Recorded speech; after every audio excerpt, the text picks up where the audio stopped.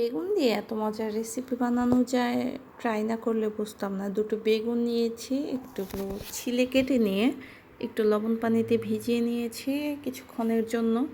তারপর এটাকে পানি ঝরিয়ে নিয়েছি এবং ভাজার জন্য নিয়েছি 2 চামচ বেসন ও 1 চামচ আটা, সাথে হলুদ গুঁড়া দিয়েছি, ধনিয়া ও জিরা, একটু লবণ দিয়ে এটাকে আমি ভালো করে মিক্স করে নিয়েছি এবং নিয়েছি একটা ডিমটাকে ভালো করে ফেটিয়ে সাইডে রেখে তারপর একটু ব্রেড ক্রাম্ব নিব।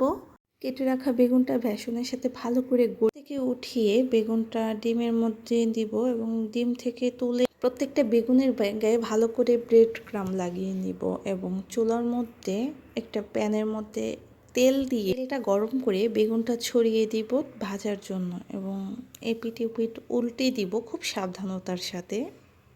মিডিয়াম টু লো হিটে বেগুনটাকে মুচমুচে গোল্ডেন ব্রাউন করে ভেজে প্যান থেকে উঠিয়ে নিলেই তৈরি আমাদের মজাদার বেগুনের এই নাস্তাটি।